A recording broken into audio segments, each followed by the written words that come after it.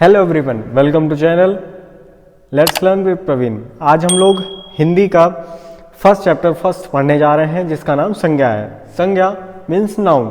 Noun से आप क्या समझते हैं? आपको बखूबी पता होगा, आप बहुत पहले से पढ़ते चले आ रहे हैं, लेकिन फिर भी नाउन संज्ञा क्या होता है इसके बारे में हम लोग डिस्कस करेंगे। संज्ञा किन आधारों पर बटी होती है और संज्ञा के कितने भेद होते हैं, ये सब हम लोग आज की क्लास में पढ़ेंगे। तो सबसे पहले शुरू करते हैं। संज्ञा किसे कहते हैं? किसी व्यक्ति, वस्तु, प्राणी, गुण, भाव या स्थान के नाम को संज्ञा कहा जाता है। देखिए, जो संज्ञा है, संज्ञा हिंदी व्याकरण का बहुत ही इंपॉर्टेंट पार्ट है। विदाउट संज्ञा हिंदी व्याकरण है ही नहीं, क्योंकि संज्ञा का इस्तेमाल करना अत्यधिक जरूरी है। ठीक, यह एक विकारी शब्द है क्योंकि इसके खुद के नाम में इसका अर्थ है। ठीक, ये चेंज हो सकती है, बदल सकती है। ठीक है, तो संज्ञा क्या होता है? किसी व्यक्ति, किसी पर्सन, इन पर्सन का नाम, वस्तु, प्राणी, भाव या स्थान के नाम को संज्ञा कहा जाता है, बहुत ही आसान भाषा में। ठीक है, जैसे उदाहरण, एग्जाम्पल के तौर पे क्या है? राम, मोहन, कलम, डंडा, सुंदरता, ईमानदारी और प्रेम, ये सब संज्ञा के उदाहरण हैं। ठीक है बच्चों, ये सब संज्ञा के उदाहरण है। राम बाजार जाता है, तो इस सेंटेंस में हमारा जो राम है ये क्या है? जो राम है ये संज्ञा है। क्या है ये एक संज्ञा है। संज्ञा किन किन आधारों पे बटी होती है ये हम समझेंगे। दो आधारों पे बटी होती है, व्युत्पत्ति के आधार पे और अर्थ के आधार पे। व्युत्पत्ति के आधार पे ज्यादातर नहीं पूछता है। क्यों नहीं पूछता है? छोटा सा टॉपिक है, ज्यादा है नहीं इसमें। ज्यादातर संज्ञाएं आती हैं वो अर्थ के आधार पे ही आती हैं एग्जाम्स में। ठीक है, तो व्युत्पत्ति के आधार पे कौन से होते हैं? रूढ़ संज्ञा, यौगिक संज्ञा, योग रूढ़ संज्ञा।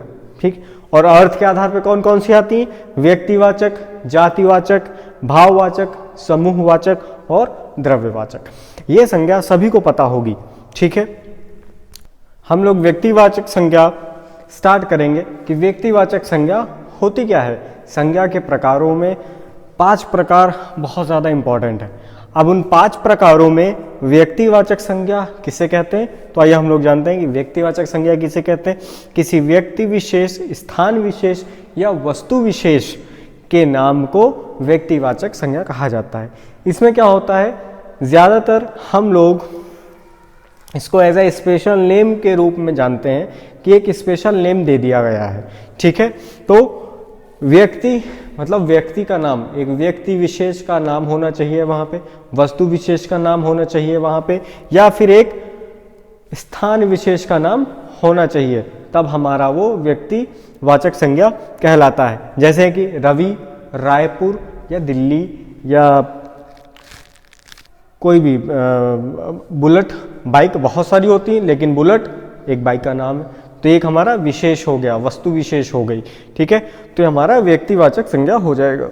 व्यक्ति विशेष संज्ञा जो होती है उसको कहा जाता है व्यक्तिवाचक संज्ञा। अब अच्छा, इसमें कुछ चीज़ें हैं जो द्वंद्व पालती हैं। ठीक है, बीच में थोड़ा सा कन्फ्यूजन रहता है, तो उन कन्फ्यूजनों को दूर करते हैं। व्यक्तिवाचक शब्द सदैव एक वचन में ही प्रयुक्त होंगे। आप समझिएगा इसको कि जो व्यक्तिवाचक संज्ञा होती है ये हमेशा एक वचन में यूज होती है। अगर व्यक्तिवाचक संज्ञा को बहुवचन में लिख दिया जाए तो वो व्यक्तिवाचक संज्ञा जातिवाचक में कन्वर्ट हो जाती है। जैसे जयचंद का एक वचन है, जयचंद को अगर बहुवचन में लिख देंगे हम लोग तो जयचंद किस में चेंज हो जाएगा? जातिवाचक संज्ञा में। ये पूरे जाति को जो है प्रदर्शित करता है। ठीक, दूसरा इंपॉर्टेंट पॉइंट, दूसरा नोट करिएगा। दूसरा क्या है? यदि कोई जातिवाचक संज्ञा शब्द किसी व्यक्ति विशेष को प्रकट करती है तो वह व्यक्तिवाचक हो जाता है। दोनों थोड़ा सा उल्टे हैं लेकिन समझने का बहुत आसान तरीका से प्रयास करेंगे कि जैसे पहला पॉइंट हम लोग डिस्कस करते हैं कि जो व्यक्तिवाचक संज्ञा रहती हैं ये हमेशा एक वचन में दी जाती, बहुवचन कभी नहीं होती। अगर ये बहुवचन होंगी तो ये जातिवाचक में चली जाएंगी। ठीक है, और यदि जातिवाचक कोई संज्ञा है, यदि कोई जातिवाचक संज्ञा है जो एक व्यक्ति विशेष को पॉइंट आउट करती हो तो वो हमारी व्यक्तिवाचक संज्ञा हो जाएगी।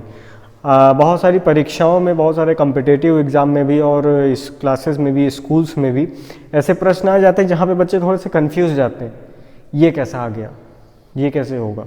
ठीक है, तो ये ऐसे ही होगा जैसे इसमें दिखाया गया है।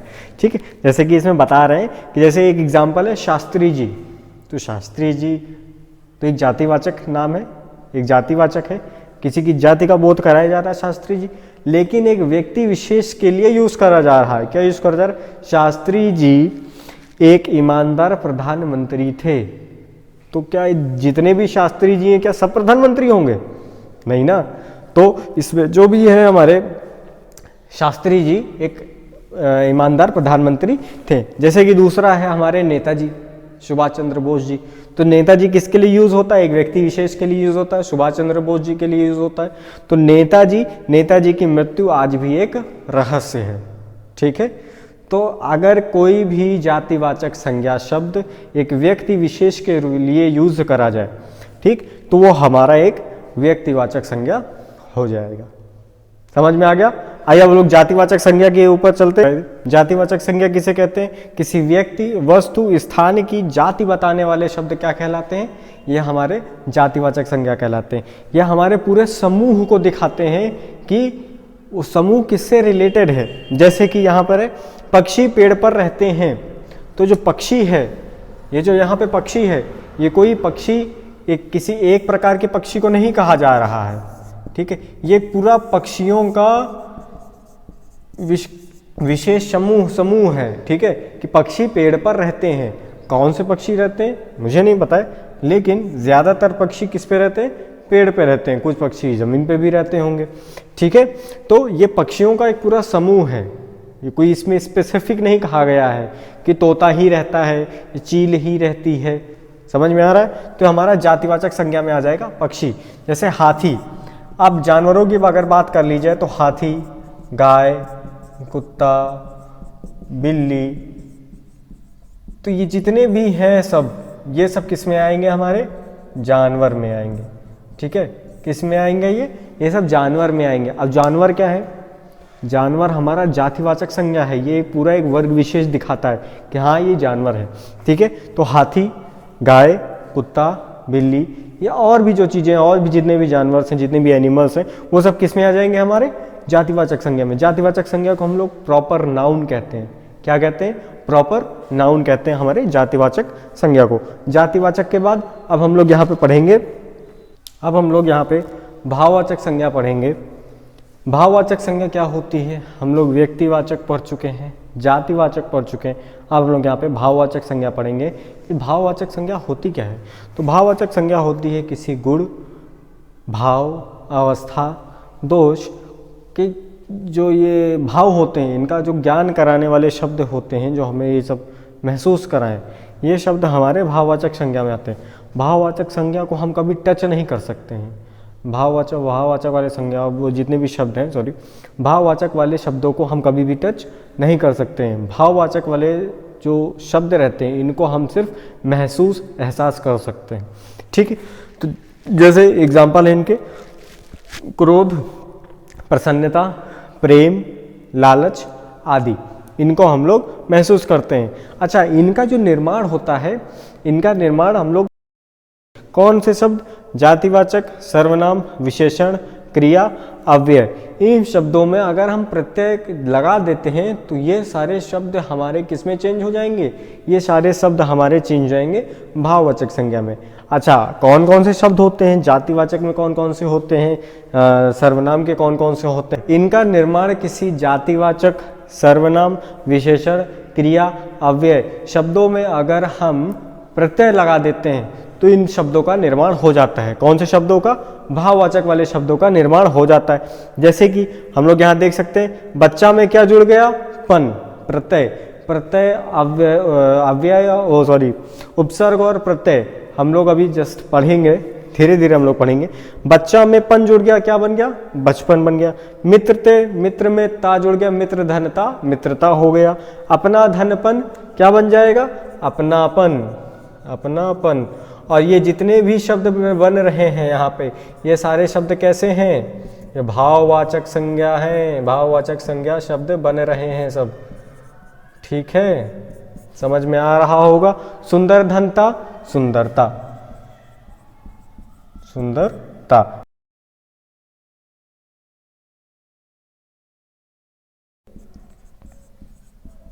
मिठास, ठीक है, ये किस में बन जाएगा? मिठास में बन जाएगा। इसी तरह लिख धन आवट लिखा हुआ है तो ये किस में हो जाएगा? लिखावट। और घबरा धन आहट तो घबराहट। ठीक है, तो ये होते हैं बच्चा भाववाचक संज्ञा। ये सारे कितने होते हैं? ये सब भाववाचक संज्ञा होते हैं। ऐसे शब्द जिनको हम महसूस कर सकते हैं, छू नहीं सकते हैं, इनका एहसास हो सकता है।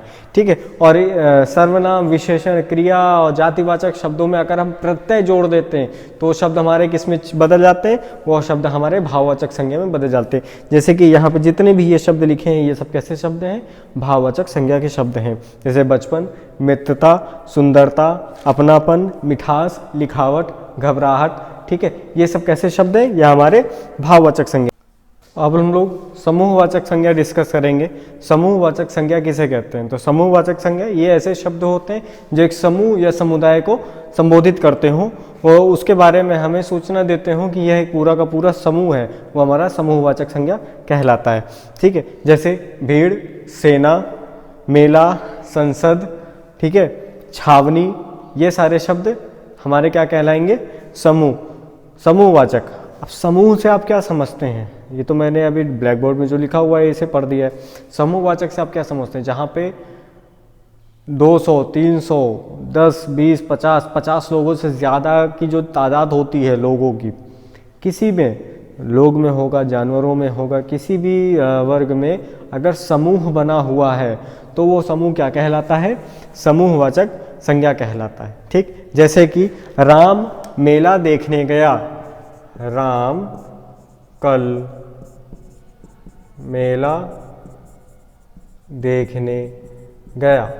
ठीक है, तो यहाँ पे मेला, मेला कैसा शब्द है? एक मेला, एक ये समूहवाचक, समूहवाचक संज्ञा शब्द है। ठीक है, समझ में आ गया। उसी प्रकार हम लोग पांचवा जो प्रकार है संज्ञा का, द्रव्यवाचक संज्ञा, इसको भी यहीं पर डिस्कस करेंगे। द्रव्यवाचक संज्ञा क्या होती है? जो हमें द्रव्य, पदार्थ, धातु तथा अधातु का बोध कराता हो, वो हमें उसे क्या कहते हैं? हम उसे हम द्रव्यवाचक संज्ञा कहते हैं। जैसे कि इसमें 3 प्रकार होते हैं द्रव्य में। एक तो ठोस, द्रव्य, गैस। तो ठोस में कौन कौन सी चीज़ें आएंगी आप लोग बता सकते हैं? ठीक है, ठोस कैसी चीज़ें आएंगी? ठोस में जैसे आ जाएगा सोना, चांदी, हीरा, ठीक, आदि, ये हमारे ठोस में आ जाएंगे। द्रव्य में क्या हो जाएगा? द्रव्य में क्या आ जाएंगे द्रव्यवाचक संज्ञा में? जैसे पानी, तेल, घी आदि। समझ में आया? गैस में क्या हो जाएगा? गैस में ऑक्सीजन हो जाएगा, CO2 कार्बन डाइऑक्साइड हो जाएगी, नाइट्रोजन हो जाएगी। ठीक है, ये सारी हमारे 3 प्रकार होते हैं द्रव्यवाचक संज्ञा में। समझ में आ गया होगा। आई होप आप लोगों को संज्ञा चैप्टर बखूबी बहुत आसान भाषा में समझ में आ गया होगा। इसमें ज़्यादा कुछ है नहीं। अब हम लोग नेक्स्ट चैप्टर की ओर अग्रसर होंगे अगले वीडियो में, जो कि है सर्वनाम, जिसको इंग्लिश में कहा जाता है प्रोनाउन। तो आप लोगों से एक रिक्वेस्ट है, आपके राइट हैंड साइड में एक बटन होगा लाल कलर का, उसको खूब ज़ोर से दबाइए ताकि आगे जब कभी हम अपनी वीडियो आप तक साझा करेंगे, यूट्यूब पर डालेंगे, तो आप तक ये वीडियो आ जाएगा। ठीक है, वीडियो को लाइक करें, शेयर करें और सब्सक्राइब करना बिल्कुल भी ना भूलें। अगर आपका कोई डाउट होता है संज्ञा के रिगार्ड तो आप कमेंट करके हमें ज़रूर बताएं, उसका जवाब देने की कोशिश मैं ज़रूर करूँगा। ठीक है, जय हिंद, जय भारत।